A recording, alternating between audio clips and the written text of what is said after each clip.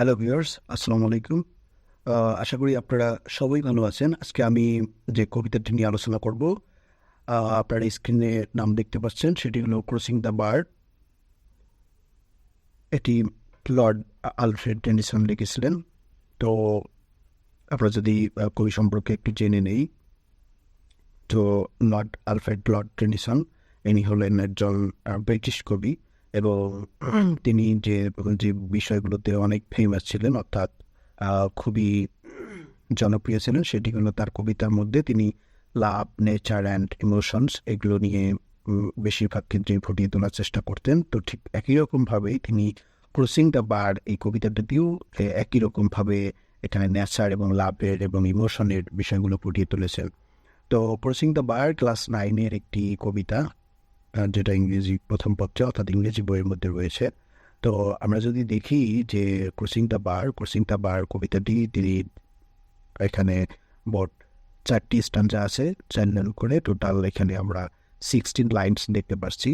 তো এখানকার একটু বলে নেওয়া ভালো যে এই কবিতাটার রাইম স্কিম এবি, কারণ এই আমরা যদি দেখি যে এই পয়েমটার যে প্রত্যেকটা মানে 4 লাইনস করে রয়েছে এবং প্রত্যেকটি আমরা শেষে যদি দেখি যে sunset and evening stars and one clear call for me and may there be no moaning of the bird when I put out to sea. তো এখানে আমরা যদি দেখি তাহলে প্রথম লাইনে শেষের শব্দটি হলো স্টার এবং দ্বিতীয় লাইনটি হলো শেষের শব্দটি হলো মি এবং থার্ড লাইনে হলো বার এবং ফোর্থ লাইনে হলো সি।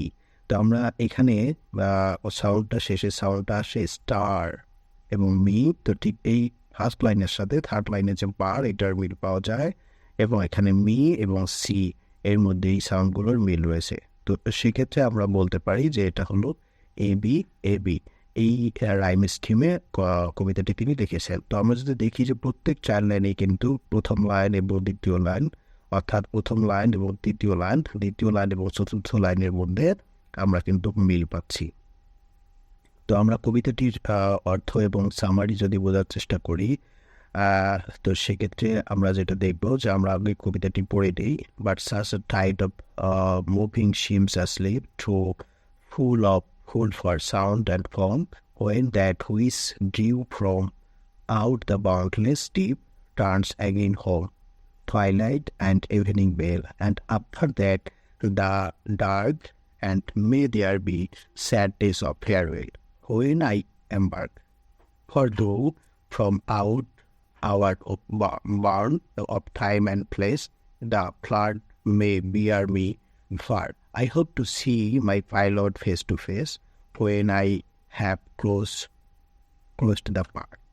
তো এই যে কবিতাটি ক্রসিং দ্য বার, এই কবিতাটি কবি আলফ্রেড লর্ড টেনিসন তিনি 1889 সালে এটি পাবলিশ করেন এবং এই যে কবিতাটি রয়েছেন এই কবিতাটিতে কিন্তু আমরা যদি লিটারি টার্মস দেখি তাহলে এটি একটি এলিজি। তো এলিজিটি হলো যে কবিতাগুলোতে শোক এবং মৃত্যুর বিষয়টা প্রকাশ পায়, সেই ধরনের কবিতাগুলোকেই আমরা এলিজি কবিতা বলে থাকি। তো এখানে কিন্তু মেটাফোরেরও একটা বিষয় আছে, তুলনা আছে। তিনি কিন্তু এখানে যে বিষয়টা করেছেন সেটা হলো যে তিনি কম্পেয়ার করেছেন ডেথ, মৃত্যু এবং ক্রসিং দ্য বার যেটা। তো ক্রসিং দ্য বার বেসিক্যালি যে বিষয়টা প্রকাশ করে সেটি হলো যে বার বলতে আমরা সীমানা বুঝি, তার সীমারেখাকে বোঝানো হয়। তো ক্রসিং হলো যে কোনো একটা সীমানা তিনি অতিক্রম করবেন, এরকম কবিতাটির যে টাইটেল নাম সেটা কিন্তু তিনি এইটাই প্রকাশ করেছেন। তো সেখানে মৃত্যু যে আমাদের একটা সীমারেখা, একটা জীবন থেকে আরেকটা জীবনে যাওয়ার, সেই বিষয়টাই তিনি কিন্তু বোঝানোর চেষ্টা করেছিলেন। তো যেহেতু তিনি এখানে মৃত্যুটা প্রকাশ করবেন এবং যেহেতু তিনি এখানে একটা এবং এই কবিতাটাতে কিন্তু তিনি নেচারের বিষয়গুলো খুব সুন্দরভাবে তুলে ধরেছেন। যদি আমরা সেখানে দেখি যে এখানে রয়েছে সেটা হলো এই যে কিছু লাইন আমরা যদি দেখি, কিছু শব্দ রয়েছে, যেমন সানসেট একটা শব্দ রয়েছে, ইভিনিং স্টার রয়েছে, এগুলো কিন্তু সবই প্রকৃতির অংশ। তো তারপরে তিনি যেটা করেছেন সেটা হলো যে এখানে যদি আমরা দেখি তাহলে বুঝতে পারবো এই যে সি সমুদ্রের কথা বলেছেন এবং তিনি এখানে এই যে ফর্ম, সাউন্ড, আর তারপরে রয়েছে যেমন এখান থেকে যেমন ইভিনিং বেল, টুয়াইলাইট অর্থাৎ গোধূলির যে মানে নেচারটা, এই কবিতার মধ্যে কিন্তু আমরা গোধূলির একটা রঙও দেখতে পাচ্ছি, যেটা বইয়ের মধ্যে ফুটিয়ে তোলার চেষ্টা করেছিলেন। তো এরকমভাবেই যে এখানে যে প্রকৃতি, ইমোশন এবং ভালোবাসা সবকিছু কিন্তু এখানে রয়েছে। জীবনের প্রতি ভালোবাসা, মৃত্যুটা যেন খুব ভালো মতো হয় সে বিষয় নিয়েই কিন্তু কবিতাটি লিখেছেন। এই কবিতাটির একটা সামারি, ছোট্ট একটা সামারি কিন্তু বইয়ের মধ্যে দেওয়া আছে। তো সেই সামারিটা যদি দেখো তাহলে তোমরা বুঝতে পারবে। In the poem, the poet talks about death and the journey into the afterlife. Here, he uses symbols from nature like sunset, evening star, sea, tide, foam, twilight, evening veil, and flood to explain his feelings and ideas. Besides, if you read carefully, you can understand that, like others, the poet also expresses his desire towards the bar between life and death without sorrowful farewells. The poem accepts the truth that we have to leave this world and he wishes to be calm and peaceful in the face of mortality. তো আমরা এই যে কবিতার মধ্যে যে দেখতে পাচ্ছি যে ক্রসিং দ্য বার, এই কবিতাটিতে কবি যে মৃত্যু এবং পরকালের যে যাত্রা সেই বিষয়টা কিন্তু ফুটিয়ে তোলার চেষ্টা করেছিলেন। যেমন the journey into the after life, অর্থাৎ মৃত্যুর পরের যে জীবন, সেই জীবনের জার্নি।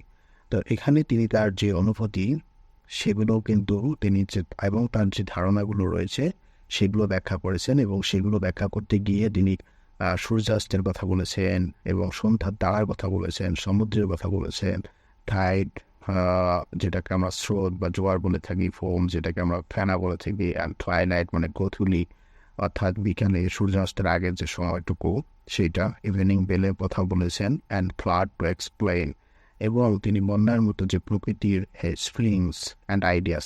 তো এখানে যদি explains, flood to explains, flood বন্যার মতো, এবং যে তার যে কী বলে প্রকৃতির যে প্রতীকগুলো সেগুলো তিনি আলোচনা করেন।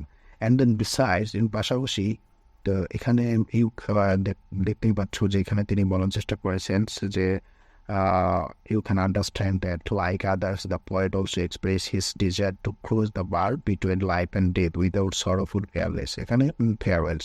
এখানে যে কথাটা বলেছেন যে সেটা হলো যে জীবন এবং মৃত্যুর এই দুটার মধ্যে যে মাঝখানের যে সীমারেখা সেটাও যেন পার হয়ে যায় উইদাউট সরোফুল ফেয়ারওয়েলস। অর্থাৎ যে আমরা যে বিষয়টা বুঝে থাকি যে একটা মানুষ যখন মৃত্যুর কোলে ঢলে পড়েন এবং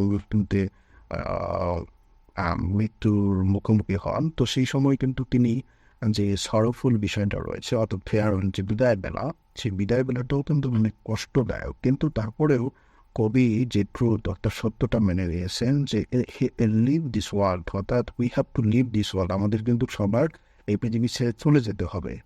তো সে এই যে ফেয়ারওয়েলটা যেটা চেয়েছিলেন সেটা এরকম যেন হয় কাম অ্যান্ড পিসফুল, যেন সেটা শান্তিতে হয় in the face of mortality. তো এই বিষয়টা হলো যে তিনি যেন এই কোর্সটা অর্থাৎ বারটা কোর্স করতে পারেন শান্তিতে, পিসফুলি। তো এই বিষয়গুলো নিয়েই কিন্তু কবিতাটিতে কবি এক্সপ্লেন করার চেষ্টা করেছিলেন। তো এখানে যেমন আমরা এই ক্রসিং দ্য বার কবিতাটা দেখতেছি, তো এই কবিতাটি খুবই ইম্পর্ট্যান্ট একটা কবিতা, মানুষের জীবনের জন্য খুব গুরুত্বপূর্ণ।